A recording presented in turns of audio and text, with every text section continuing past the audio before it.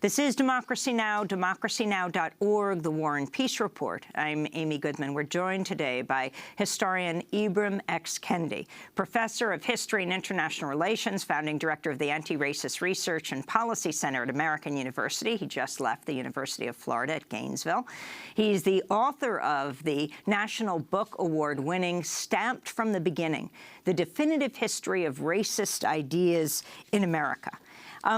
If you could take us through your thesis, Professor Kendi, as you raise the profile of 5 figures through history, right through today, Angela Davis, and talk about their role in our history.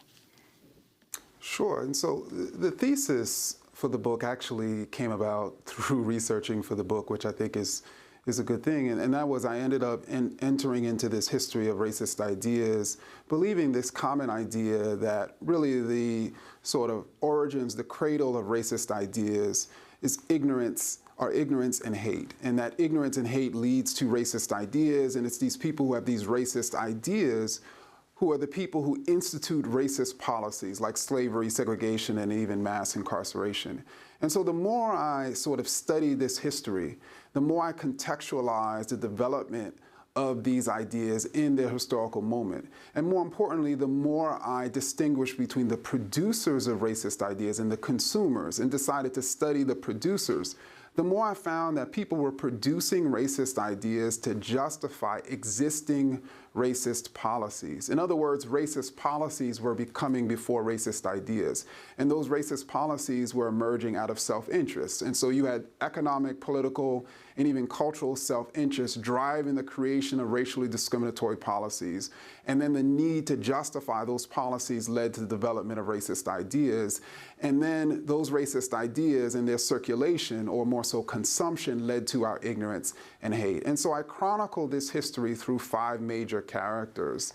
And the first character is Cotton Mather, who was a Boston theologian who, at the time, he lived from the 1660s to the 1720s, race or racial ideas were largely theological ideas, because theological ideas were largely scientific ideas. And so he was involved in popularizing many of the early theological ideas justifying or making the case for Black inferiority. By the emergence of the United States, the racial discourse became more secular, and particularly through the role of Thomas Jefferson. And Thomas Jefferson died on the eve of the abolitionist movement, Thomas Jefferson being the second major character in the text. And that abolitionist movement was largely spearheaded by William Lloyd Garrison, who of course was the third major character. And W.E.B. Du Bois was the fourth major character. He, of course, was one of the sort of fathers of civil rights and Black power. And the last major character that covers the last 50 years, where mass incarceration in particular became front and center, was Angela Davis.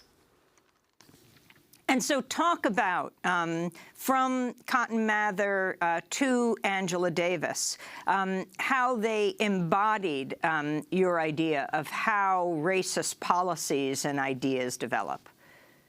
So in the case of Cotton Mather was involved in probably the first great American debate over race, which was whether Black people could become Christians. And slaveholders who were also Christian made the case that Black people were too barbaric. Cotton Mather, being a major Boston theologian, being a major minister, wanting to have a new group of people to proselytize to, made the case that they can be Christianized because their souls have the capacity to be white, even though their bodies are Black and inferior and worthy of enslavement. And so this debate, he made this case for this debate because he wanted to open up the sort of reins on the church to be able, particularly the Puritan church, to be able to proselytize to Black people. So he had this sort of hidden self-interest, this hidden cultural self-interest that led to his idea. And you know, Thomas Jefferson, as many of you would understand, I mean, he was a slaveholder who, of course, wanted to create ideas that allowed him to continue slaveholding. And, you know, all the way up to sort of Angela Davis. Angela Davis, I chronicle as, you know, this major anti-racist theorist, because I really sort of show the debate, really, between racist and anti-racist ideas. And I show, particularly within the realm of criminal justice, that, you know, all of these ideas justifying law and order, justifying the war on drugs, justifying tough on crime, and now justifying police being, you know, exonerated for killing black lives, that Angela Davis was long at the forefront of challenging those ideas by challenging the racist ideas that were underlying them. You write very poignantly in the prologue to Stamped from the Beginning, I somehow managed to write this book between the heartbreaks of Trayvon Martin and Rekia Boyd and Michael Brown and Freddie Gray and the Charleston Nine and Sandra Bland, heartbreaks that are a product of America's history of racist ideas, as much as this history book of racist ideas is a product of these heartbreaks. Young black males were 21 times more likely to be killed by police than their white counterparts between 2010 and 2012, according to federal statistics. And you go on to say, the underrecorded, underanalyzed racial disparities between female victims of lethal police force may be even greater. Federal data show the median wealth of white households is a staggering 13 times the median wealth of black households, and black people are 5 times more likely to be incarcerated than whites. Talk more about this.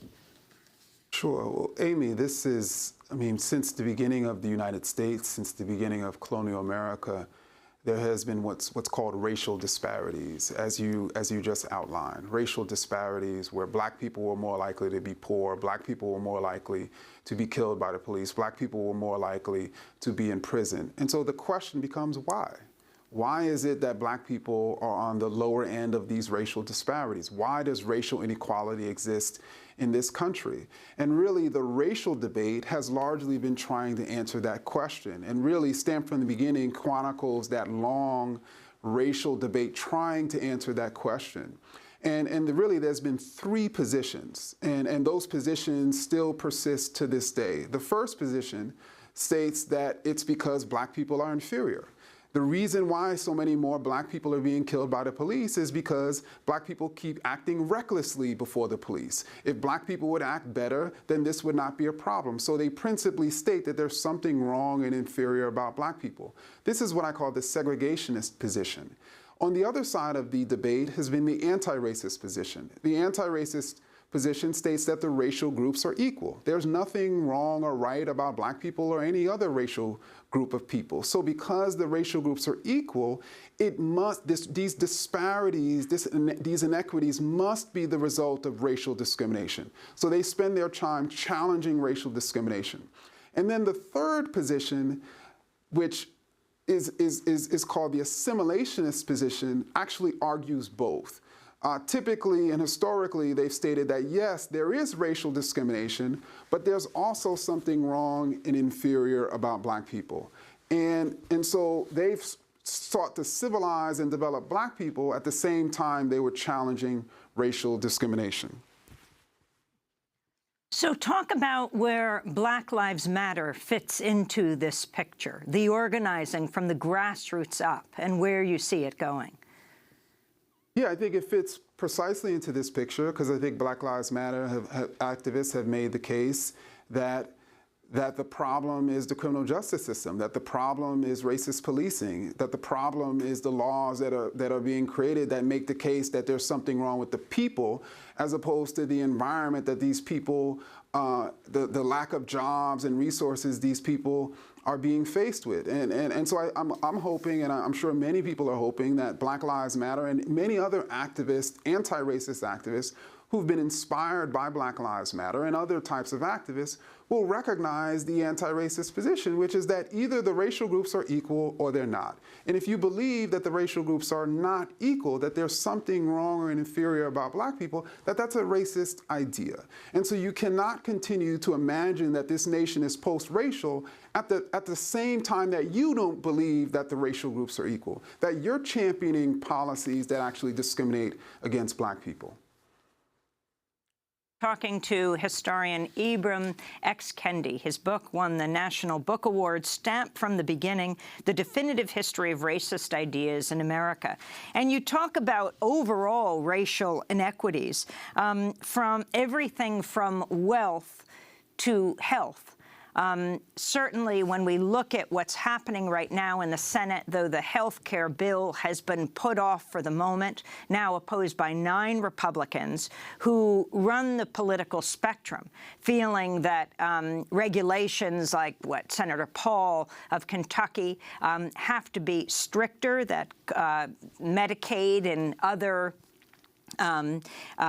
healthcare policies and safety nets have to be dismantled, to those who feel that this is way too stringent. But always at the bottom of this, you have the most vulnerable in society. So talk about from wealth to health, Professor Kendi. So, I mean, from wealth, I mean, the Great Recession, some have made the case, was one of the largest losses of Black wealth in American history, one of the largest losses of Latino wealth in American history, that when we have these major economic catastrophes, you know, those people who are the most sort of underprivileged are most likely to lose out. But I think the healthcare debate and really argument, I think, is even more indicative, you know, of what we're talking about. I mean, the Affordable Care Act led to 11% more Black and Latino people becoming insured, which is a dramatic sort of development within Black America, within Latino America. And so it eliminated these massive disparities, or reduced these disparities between racial groups that are uninsured. And so, you know, to think about a new healthcare bill that's going to reduce the number of people who, increase the number of people who are uninsured. I mean, many of those people are probably going to be Black or Latino, and then therefore we're going to have an increase in these disparities. And then what racist ideas will say is, well, it's those Black people's fault, it's those Latinos' fault. You know, they should, you know, be working harder. There's something wrong with them, and so they'll create racist ideas to justify those disparities. And I should also say that. You know, I think one of the most consequential manifestations in this country that Black life does not matter is the disparity between how long Black people live. I mean, white people are more like a 3.5, have a lifespan of 3.5 years in this country. And I think, you know, many of these things sort of result in that, including people having access to health care. You're writing a new book on how to be an anti-racist, which will be released next year. Can you give us a little preview? So you asked about the, Amy, ask the question again, I'm sorry? I was just saying you're writing a new book, How yes. to be an Anti-Racist. Give us a preview. Sure. So I mentioned in the prologue of Stamped from the Beginning that, you know, before I could chronicle anyone else's racist ideas, I first had to come to grips with my own. And so really, in How to be an Anti-Racist, I want to sort of chronicle my journey, my personal journey of really, you know, being raised and consuming many racist ideas to seeking to become somebody who is an anti-racist. And so I begin the book with a speech that I gave in high school in which I uttered all of these racist ideas, all of these things stating that there's something wrong with Black people. And I take readers through my own personal journey while simultaneously revealing many of the concepts of what it means to be an anti-racist. Finally, Ibram X. Kendi, can you tell us the origins of your name? Sure. So Ibram was given to me by my parents. It means exalted father. It's a derivative of Abraham. Came up in a Christian church, a Christian family. My parents were part of the Black theology movement in the early 70s. And my last name, Kendi, with my wife and I, when we wed in 2003, we decided to choose a name together. And so Kendi is a Meru in Kenya name that means loved one. And you unveiled this at your wedding to your family and friends? Yes. Well, Ibram X. Kendi, I want to thank you for being with us, Professor of History and International Relations and founding director of the Anti-Racist Research and Policy Center at American University. He's just leaving the University of Florida at Jacksonville. He's the author of Stamped from the Beginning, The Definitive History of Racist Ideas in America, which is winner of the 2016 National Book Award. This is Democracy Now! When we come back, we look at a lawsuit in Washington against the Washington, D.C. police for their treatment of protesters at the inauguration of President Trump. Stay with us.